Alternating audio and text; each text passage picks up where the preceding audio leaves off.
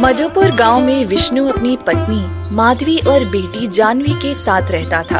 वह ईमानदार और मेहनती किसान था। एक दिन वह अपने घर में बैठा हुआ था। माधवी, इस बार भी हमारी फसल पूरी तरह से खराब हो गई। अब हम क्या करेंगे? जमींदार ने साफ कह दिया है, अगर इस बार पैसे नहीं दिए तो घर छीन लेगा। मैं सोच सोच कर डर रहा हूँ कि आगे हमारा क्या होगा। सब समझ रही हूँ, पर अब हमारे पास कुछ भी नहीं बचा। और सच कहूँ तो मेरे दिल में डर बैठ गया है कि वह इस बार हमें बख्शेगा नहीं। तभी बाहर से आवाज आती है, अरे ओ विष्णु, घर के अंदर छिपकर क्या करेगा? चल बाहर निकल, बहुत हो गया तुम्हारा नाटक। अब हम क्या करें? लगता है जमींदार का आदमी आ गया हमसे घर खाली करवाने के लिए। तभी हरिया अंदर आ जाता है। तुम सबको सुनाई नहीं दे रहा है क्या? अब जल्दी से घर खाली करो। अरे रहम करो हम पर, मेरा तबीयत ठीक नहीं रहती है और मेरी जवान बेटी है। अगर आप हमें ऐसे निकाल दोगे तो हम सड़क पर आ जाएंगे। भगवान के लिए सोचो, हम कहाँ जाएंगे? अब 8 दिन नहीं मिलेंगे। जमींदार ने साफ कहा है कि आज ही घर खाली कराना है। चल चुपचाप उठ और अपने परिवार को लेकर बाहर निकल जा, वरना अंजाम अच्छा नहीं होगा। हाँ। इतना कहकर हरिया जबरदस्ती विष्णु, माधवी और जानवी को घर से बाहर कर देते हैं। ये आप लोग क्या कर रहे हैं? हम कहाँ जाएंगे? किसके दर पर भटकेंगे? अब जो कहना है जमींदार साहब से कहना, हमारा काम हो गया। फिर हरिया चला जाता है। हे भगवान, अब मैं अपने परिवार को कहाँ ले जाऊं? मेरा जीना बोझ बन गया है। मैंने कोशिश की पर सब व्यर्थ हो गया। पिताजी, हिम्मत मत हारिए, हम तीनों साथ हैं तो रास्ता खुद निकल आएगा। बस आप कमजोर मत पड़िए, मैं आपको कुछ भी होने नहीं दूंगी। तभी अचानक विष्णु का शरीर डगमगाता है और वो जमीन पर गिर पड़ते हैं। पिताजी, पिताजी, क्या हुआ आपको? माँ देखो ना, पिताजी उठ नहीं रहे हैं। बेटी, तुम्हारे पिताजी की सांस फूल रही है। लगता है इन्हें बड़ा दौरा पड़ा है। जल्दी से किसी को बुला लो, वरना देर हो जाएगी। मैं अभी वैद्य जी के पास जाती हूँ, मैं जरूर मदद करेंगे। फिर जानवी दौड़कर वैद्य के घर पहुँचती है। वैद्य जी, कृपया करके मेरे पिताजी की हालत बहुत खराब है, आप चलकर देख लीजिए, नहीं तो वह मर जाएंगे। जानवी, मैंने कई बार तुम्हारे परिवार का इलाज किया है, पर आज तक तुम्हारे पिता ने मेरे पैसे नहीं चुकाए। अरे मेरा भी परिवार है, मेरी भी जिम्मेवारियां हैं। जब तक पुराना हिसाब साफ नहीं होगा, मैं अब औषधि नहीं दूंगा। वैद्य जी, आप इंसानियत पर दया कीजिए। मेरे पिताजी की जान निकल रही है। पैसे बाद में दे दूंगी, लेकिन अभी तो इन्हें बचा लीजिए। भगवान के लिए इन पर दया कर दीजिए। मैं समझता हूँ तुम्हारा दुख, पर बिना हिसाब चुकाए अब कुछ नहीं कर सकता। और तुम जानती हो कि जमींदार के घर से कोई और वैद्य भी तुम्हारे परिवार का इलाज नहीं करेगा। अब जाओ। हे भगवान, कैसी लाचार बेटी हूँ मैं। माँ बाप की जान बचाने के लिए भी कुछ नहीं कर पा रही। मैं कहाँ से लाऊं पैसे? किससे मांगू मदद? एक काम करती हूँ, मैं मालती काकी के पास जाती हूँ। शायद वो मुझे कोई दाम दे दे या पैसे थोड़े उधार दे दे, ताकि पिताजी के लिए औषधि ला सकूं। फिर जानवी मालती के घर पहुँचती है। मालती काकी, मालती काकी। क्या हुआ जानवी, इतना शोर क्यों मचा रही है? काकी, मेरे पिताजी की तबीयत बहुत खराब है। जमींदार के आदमियों ने हमें घर से बाहर निकाल दिया। ऊपर से पिताजी को धक्का भी दे दिया, जिससे उनकी सांसें और बिगड़ गई हैं। मैं बहुत परेशान हूँ। आप मुझे कुछ पैसे दे दीजिए ताकि मैं वैद्य से औषधि ले सकूं। वैद्य ने बिना पैसे की दवा देने से मना कर दिया है। क्या मैंने कोई धर्मशाला खोल रखी है जो हर बार मदद करती फिरूं? मेरे पास फालतू पैसे नहीं है, जा यहाँ से। ऐसा मत कहिए काकी, मैं बड़ी उम्मीद लेकर आपके पास आई हूँ। अगर पैसे नहीं तो कोई काम दे दीजिए, ताकि उस काम के बदले मैं पिताजी का इलाज करवा सकूं। जा, मेरा सिर मत खा। मेरे पास तेरे लिए कोई भी काम नहीं है, अब यहाँ से चली जा। फिर जानवी उदास होकर अपने माँ बाप के पास लौट आती है। बेटी तू कहाँ चली गई थी? मैं कब से तेरा इंतजार कर रहा था। पिताजी, मैं वैद्य के पास गई थी, लेकिन उन्होंने औषधि देने से मना कर दिया। फिर मैं मालती काकी के पास गई पैसे मांगने, पर उन्होंने भी इनकार कर दिया। पर आप ठीक कैसे हुए? अरे बेटा, मुझे कुछ नहीं हुआ था, बस थोड़ा सा चक्कर आ गया था। और जिसके साथ कोई नहीं होता उसके साथ ऊपर वाला होता है। पिताजी, हमारे साथ इतना दुख क्यों हो रहा है? क्यों हम हर जगह ठुकरा दिए जाते हैं? बेटी परेशान मत हो, भगवान है, वो जरूर कोई रास्ता निकालेगा। चलो अब यहाँ से चलते हैं, कहीं तो हमें सहारा मिलेगा। पर कहाँ जाएंगे हम? जंगल में किसी पेड़ के नीचे अपना आसरा बना लेंगे, क्योंकि गांव में तो कोई हमें सहारा देने वाला नहीं। फिर तीनों जंगल की ओर निकल पड़ते हैं और एक बड़े पेड़ के नीचे बैठ जाते हैं। पिताजी, माँ, आप दोनों ठीक तो है ना? हाँ बेटी, मैं ठीक हूँ। मैं भी ठीक हूँ, बस थकान बहुत है। कुछ देर में दोनों नींद में डूब जाते हैं। जानवी अकेली बैठी पूरी रात रोती रहती है। पास से पेड़ पर बैठी एक चिड़िया सब देखती है। ये कौन है जो पूरी रात रो रही है? इस लड़की के ऊपर तो बहुत दुख आ पड़ा है। मुझे इसकी मदद करनी चाहिए, पर कैसे करूं? फिर ऐसे ही 2 दिन बीत जाते हैं। जानवी और उसके माँ बाप उसी पेड़ के नीचे भूखे प्यासे बैठे रहते हैं। चिड़िया बेचैन हो उठती है। नहीं, अब बहुत हो गया, मुझे इनकी मदद करनी ही होगी। इतना कहकर चिड़िया उड़कर जानवी के पास आती है। तुम क्यों रो रही हो? मैं तुम्हें 2 दिनों से देख रही हूँ, तुम लगातार रो रही हो। क्या तकलीफ है, मुझे बताओ, शायद मैं तुम्हारी मदद कर सकूं। अरे तुम तो चिड़िया हो, बोल कैसे रही हो? मैं एक जादुई चिड़िया हूँ। मैं सिर्फ नेक दिल और दुखी इंसान से ही बात कर सकती हूँ। तुम्हारा दर्द देखकर ही मैं तुम्हारे पास आई हूँ। पर तुम चिड़िया होकर मेरी क्या मदद कर सकती हो? जाओ यहाँ से, तुम कुछ नहीं कर सकती। अगर तुम मुझे कुछ नहीं बताओगी तो भी कोई बात नहीं, लेकिन तुम्हारी आंखें सब कह रही हैं। मैं तुम्हें यूं रोते हुए नहीं देख सकती। मैं तुम्हारी मदद जरूर करूंगी। फिर चिड़िया उड़कर जंगल में जाती है और एक गाय गौरी के पास रुकती है। गौरी बहन, मैं बहुत उम्मीद लेकर तुम्हारे पास आई हूँ। हाँ चिड़िया बहन, कहो क्या बात है, क्यों इतनी व्याकुल हो? 2 दिनों से एक लड़की और उसके बीमार माँ बाप जंगल में बैठे हैं, भूखे प्यासे बेसहारा। उनकी हालत देखकर मेरा दिल रो रहा है। मैं चाहती हूँ उनकी मदद करूँ, पर अकेली कुछ नहीं कर सकती। ये काम सिर्फ तुम कर सकती हो। ठीक है बहन, अगर मेरी मदद से किसी का भला होता है तो मैं जरूर चलूंगी। मुझे वहाँ ले चलो। फिर चिड़िया गौरी को लेकर जानवी के पास आती है। अरे तुम ये गाय कहाँ से ले आई? ये किसकी है? इस गाय का मालिक मर गया था, तब से ये जंगल में भटक रही है। मैंने सोचा इसे तुम्हारे पास ले आऊं, इससे तुम्हें भी सहारा मिलेगा और इसे भी घर। ये दूध बहुत देती है, अगर तुम अपने पास रख लोगी तो तुम्हारे माँ बाप को दूध मिलेगा और इसे भी समय पर खाना। क्या सचमुच तुमने मेरे लिए इतना सब कर दिया? मुझे यकीन नहीं हो रहा। मैं तुम्हारे उपकार कभी नहीं भूलूंगी। जानवी, मैं तुम्हें और तुम्हारे माँ बाप को दुख में नहीं देख सकती थी।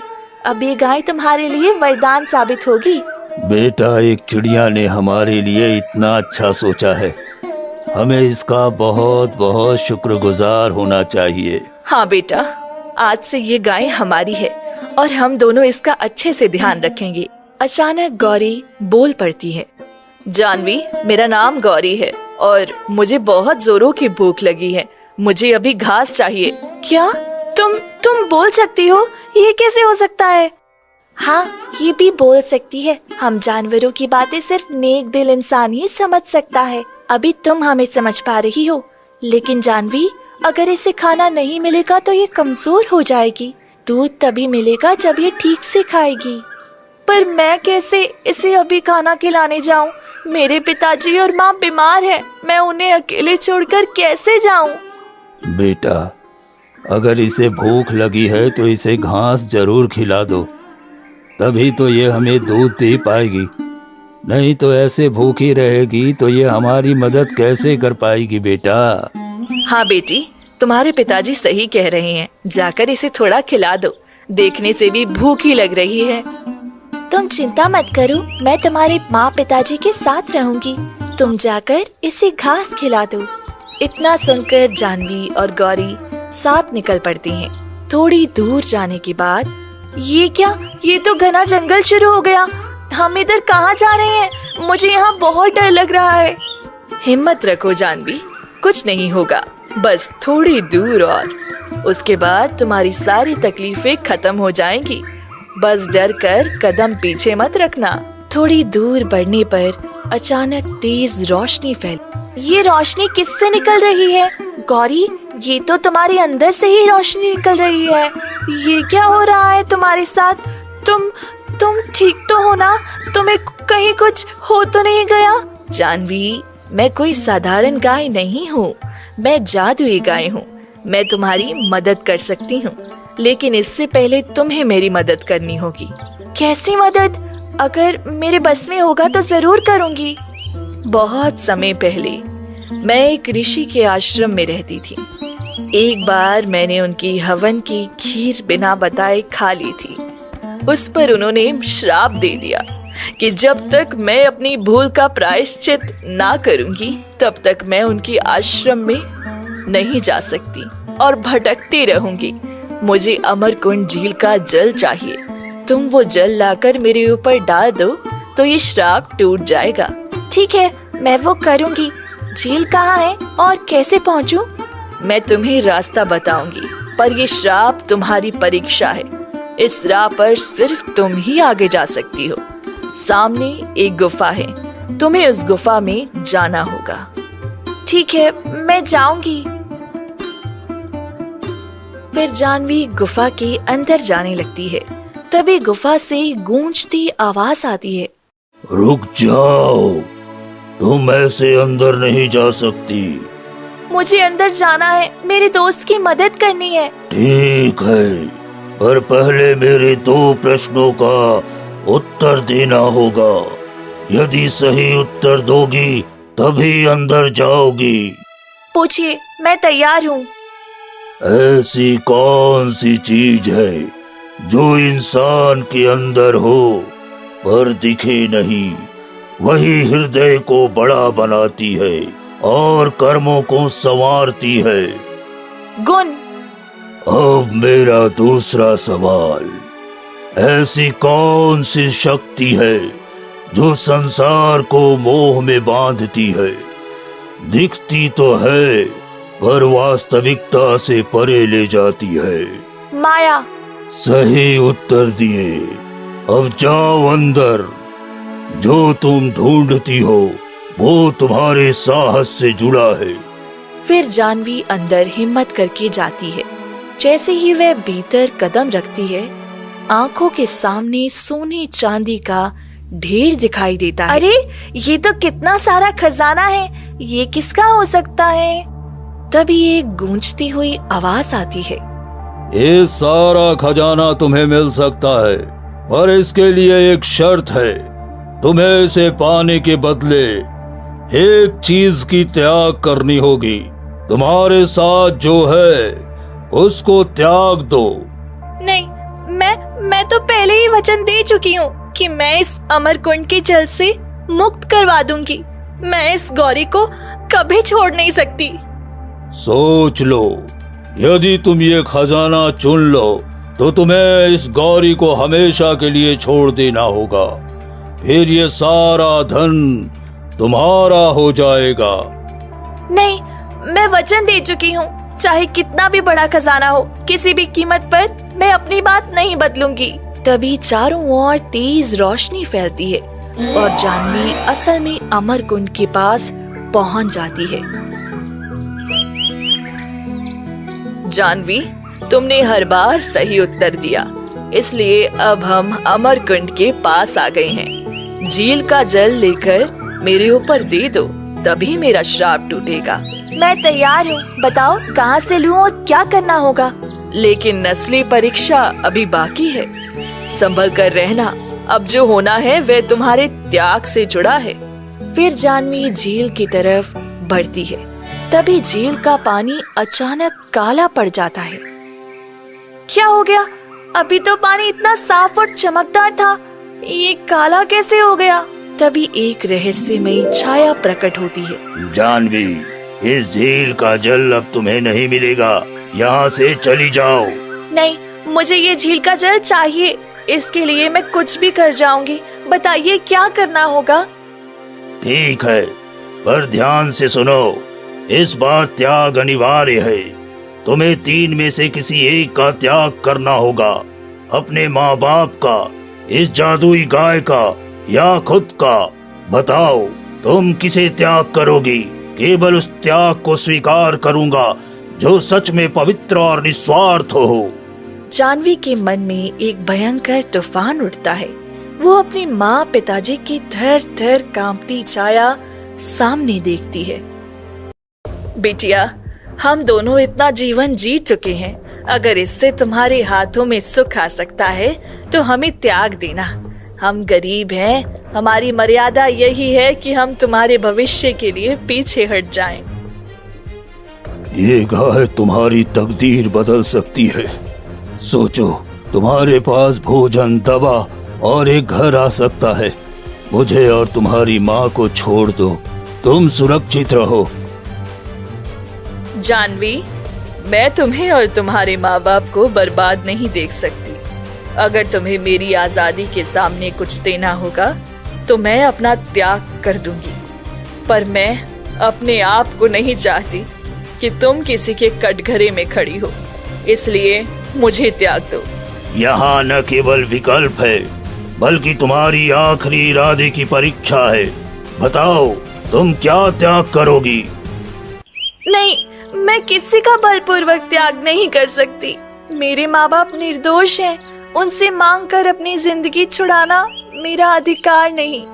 और इस गाय ने तो हमें सहारा दिया है, उसने हमें अपने पास रखने की पेशकश की है। मैं किसी भी कीमत पर किसी जीव का बलपूर्वक त्याग नहीं करूंगी। फिर भी अगर त्याग अनिवार्य है, मैं स्वयं का त्याग कर दूंगी। मैं अपनी खुशियाँ, अपनी जिंदगी के सुखों का त्याग कर दूंगी, ताकि मेरे माता पिताजी जिए और ये गौरी आजाद हो जाए। अगर मेरी एक छोटी सी कुर्बानी से उनके जीवन बच पाते हैं तो मैं इसे स्वीकार करती हूँ। तुमने अपना उत्तर दिया, निस्वार्थ और प्रेम का उत्तर। तुम्हारा त्याग स्वार्थी नहीं, परिपूर्ण और पवित्र है। यही मैं स्वीकार करता हूँ। तुरंत ही झील का पानी फिर से चमकने लगा। कालापन गायब हुआ, जल साफ और चमकदार हो उठा। तुम्हारा त्याग स्वीकार हुआ, इसलिए तुम अब ये जल ले सकती हो। फिर जानवी जल्दी से झील से थोड़ा सा जल लेती है और गौरी के ऊपर छिड़क देती है। तभी एक हल्की चमक फैलती है और गौरी की सांसों में नई ताजगी आ जाती है। जानवी, तुमने वो कर दिखाया जो शायद किसी ने सोचा भी नहीं था। ये अमृत जल मेरे ऊपर गिरते ही मेरा बंधन टूट गया, मेरी आत्मा हल्की हो गई। तुम्हारे इस त्याग ने मुझे आजाद कर दिया। ये तो मेरा धर्म था, तुमने हमें बचाया, तुम्हें आजाद कराना मेरा फर्ज था। मैं खुश हूँ कि तुम्हारी आंखों में अब चैन है। मैं तुम्हारी मदद करना चाहती हूँ, पर मेरे पास शब्द कम है कि कैसे शुक्र अदा करूँ। चलो मेरे पीछे, मैं तुम्हें बताती हूँ कि तुम्हारे भाग्य में और क्या लिखा है। गौरी धीरे धीरे चल देती है। जानवी उसके पीछे चल पड़ती है। कुछ दूरी पर गौरी रुकती है और अपने पैरों से मिट्टी खोदने लगती है। यहाँ जो कुछ भी निकलेगा वो तुम्हारा होगा। उठाकर देखो, तुमने जो सच्चाई और प्रेम दिखाया है उसका फल यही है। जानवी मिट्टी हटाकर थैली निकालती है। थैली खोलते ही भीतर सुनहरे सिक्कों का ढेर चमकता है। इतने सारे सोने के सिक्के, ये किसका है? मैं कैसे स्वीकार करूं? जानवी, तुमने जो निस्वार्थ मेरी मदद की, अपने प्राण तक की कुर्बानी देने को तैयार हो गई, उसके बदले मैं ये सारे सोने के सिक्के तुम्हें देती हूँ। तुम्हारे धर्म और दया का यही फल है। गौरी, ये मैं कैसे ले सकती हूँ? ये बहुत कीमती है। ये किसी और का नहीं बल्कि तुम्हारे वर्षों की जमा पूंजी है। तुम्हारे अपने सिक्के हैं। मैंने इन्हें जमा रखा था ताकि किसी जरूरतमंद को सहारा मिल सके। तुमने मेरी मदद की है तो अब मेरा भी फर्ज बनता है। तुम्हारे माँ पिताजी बूढ़े और बीमार हैं। उन्हें इस खजाने की सख्त जरूरत है। तुम्हारी भक्ति और प्रेम ने मुझे आजाद किया। वही प्रेम अब तुम्हारे परिवार की रक्षा करेगा। ठीक है, मैं ये स्वीकार करती हूँ, पर पहले ये धन अपने माँ पिताजी की भलाई में लगाया जाएगा। और गौरी, तुम्हारा साथ मेरे लिए सब कुछ है। मैं इसे कभी नहीं भूलूंगी। जब तक तुम पूरी तरह ठीक ना हो जाओ, मैं तुम्हारे साथ ही रहूंगी। तुम्हारी आंखों की सच्चाई ने मुझे बांध रखा था। अब वही सच्चाई तुम्हारे परिवार को नई रोशनी देगी। फिर जानवी वो धन लेकर अपने माता पिता के पास लौटती है। बेटी, तुम कहाँ चली गई थी? हम लोग बहुत परेशान हो गए थे। जो घास चराने में इतना समय लग जाता है, और ये गौरी कुछ बदली बदली सी लग रही है देखने में। ये देखो, हमें इतना सारा धन मिला है। क्या? इतने सारे सोने के सिक्के? बेटी, ये सब तुम्हारे पास कहाँ से आया? देखने में पिताजी, ये हमारे मेहनत और दुखों का अंत है। अब हम गांव में एक अच्छा सा घर बनाएंगे। अब तुम सबको कभी तकलीफ नहीं होगी। खुशी खुशी रहना। मैं भी जा रही हूँ। मेरे बच्चे मेरा इंतजार कर रही होंगे। चिड़िया बहन, तुम्हारा बहुत बहुत धन्यवाद। तुम्हारी वजह से पिताजी ठीक हैं और तुमने मेरी बहुत मदद की है। ये तो मेरा काम था। तुम्हारा दुख मुझसे देखा नहीं गया, इसलिए अब तुम दोनों का दुख खत्म हो गया है। और गौरी बहन, अब तो तुम भी इसके साथ घर जा रही हो ना? हाँ, मेरा थोड़ा सा काम बचा है, बस वे पूरा कर लूं, फिर मैं भी आ जाऊंगी। तुम सब अपना ध्यान रखना। मैं अब चलती हूँ। फिर सभी गांव लौट आते हैं और कुछ ही दिनों बाद जानवी अपने माँ पिता को लेकर घर आती है और नया सुंदर घर बनवाती है, जिसे देखकर गांव में ये खबर फैल जाती है। अरे, ये लोग तो कुछ दिन पहले मुझसे पैसे मांगने आए थे और आज इतनी जल्दी जमीन खरीदकर पक्का घर बना लिया। जरूर खजाना हाथ लगा है, इसका पता लगाना ही पड़ेगा। फिर मालती जानवी के पास जाती है। अरे जानवी, कौन सा खजाना तुझे हाथ लग गया? पहले तो मेरे पास पैसे मांगने आई थी और अब देखो इतनी जल्दी घर बना लिया, पिताजी माँ का इलाज भी करा दिया। बताओ तो सही, कौन सा खजाना तेरे हाथ लगा है? कुछ खास नहीं, हमारी दादाओं ने ही थोड़ा सा खजाना छोड़ रखा था, वही हमें मिल गया और उससे हमारी जिंदगी सुधर गई। झूठ मत बोल जानवी, मैं जानती हूँ तेरे पास असल में क्या आया होगा। मैं इसका पता लगा कर रहूंगी। इतना कहकर मालती गुस्से में चली जाती है। इन लालचियों के मुंह क्यों लगती है बेटा? जो लालची होते हैं उनके मन में हमेशा लालच ही उभरता है।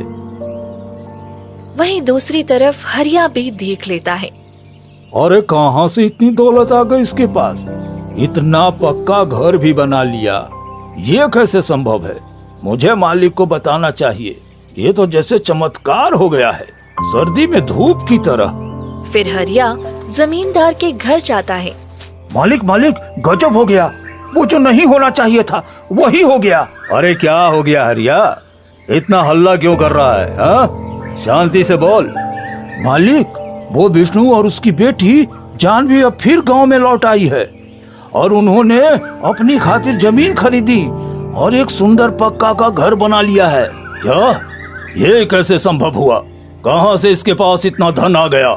मालिक सुनिए तो, उसके दरवाजे पर एक सुनहरा चमकता हुआ गाय भी बंधा दिखा हमको।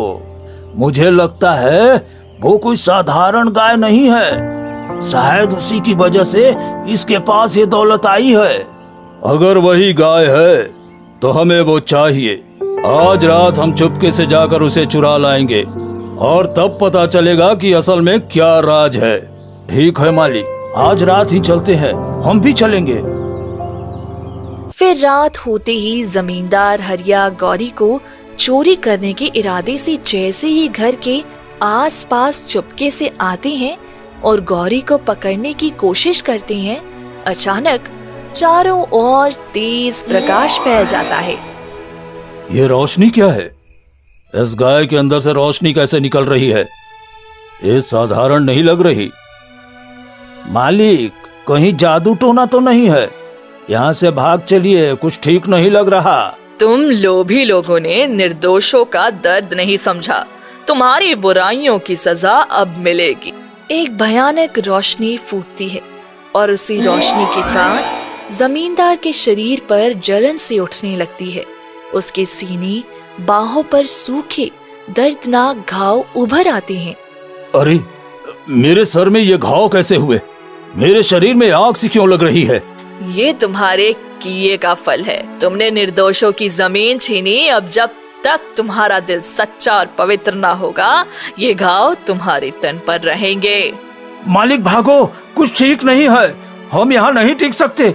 जो कुछ भी हुआ ये ठीक नहीं है। फिर दोनों डर के मारे भाग जाती हैं। इसी बीच जानवी बाहर आती है और देखकर चौंक कर बोलती है, ये क्या हुआ? किसने मेरी गौरी को छूने की कोशिश की? तुम ठीक हो ना गौरी?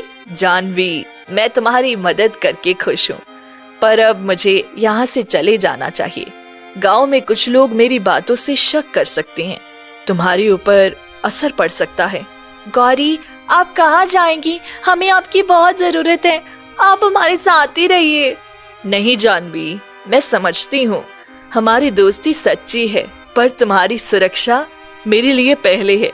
जब भी तुम्हें मेरी याद आए, चिड़िया के पास जाकर कहना, मैं जरूर लौट आऊंगी। ठीक है गौरी, आपका साथ और आशीर्वाद हमारे साथ रहेगा। आप अपना ध्यान रखना। फिर ऐसे ही 2 दिन बीत जाते हैं। मालिक, ये क्या हो रहा है? मेरे शरीर में ये जलन और ये घाव ठीक नहीं हो रहे हैं। दर्द भी बढ़ता जा रहा है। हरिया कुछ समझ में नहीं आ रहा है। लगता है जैसे हमारे किए की सजा मिल रही हो। मुझे ये सब सहन नहीं हो रहा है। हमें किसी से मदद मांगनी चाहिए। मालिक, शायद हमें जानवी के पास जाना चाहिए। वो जो कुछ जानती है, शायद वो हमारा कुछ कर सके। जमींदार जानवी के पास आता है। जानवी, मेरी बहुत बड़ी समस्या है। मेरे पूरे शरीर में ये घाव और जलन लगी है। मैंने तुम्हारी गाय को चुराने की कोशिश की थी और तब से यही हाल है। मदद करो, मुझे ठीक कर दो। आपने जो किया उसका फल मिला है, पर मेरा दिल कहता है कि दया भी करनी चाहिए। मैं आपकी मदद करूंगी, पर पहले आपको सच्चे दिल से अपने किए का पश्चाताप करना होगा। मैं वादा करता हूँ, मैं अब से किसी गरीब के साथ ऐसा अत्याचार नहीं करूँगा। कृपया करके मेरी मदद कर दो। ठीक है, ये गाय का गोबर वही जादुई प्रभाव रखता है। तुम इसे लगाओ, फिर ठीक हो जाओगे। गोबर से? क्या वो सच में ठीक कर देगा? हाँ, पर याद रखिए, गोबर केवल उपचार है। असली दवा तुम्हारे नए कर्म और सच्चाई है। जमींदार और हरिया अपने घाव पर गोबर लगाते हैं। ये कैसे मेरे सारे घाव धीरे धीरे ठीक हो रहे हैं? अब दर्द नहीं रह गया। मालिक, ये कोई चमत्कार है और शायद ये हमारी भूल का फल था। जानवी, मैं तुमसे वादा करता हूँ, आज के बाद मैं किसी कमजोर का उत्पीड़न नहीं करूँगा। मैं अपने किए का हमेशा प्रायश्चित करूँगा। ठीक है, तुम्हारा बदलना ही सबसे बड़ा प्रमाण होगा। फिर जानवी अपने माता पिता के साथ सादे सुख से रहने लगी। घर में खुशी की लू लौट आई और जमींदार ने अपने काम बदले और अब गरीबों के साथ इंसाफ और दया से पेश आता है।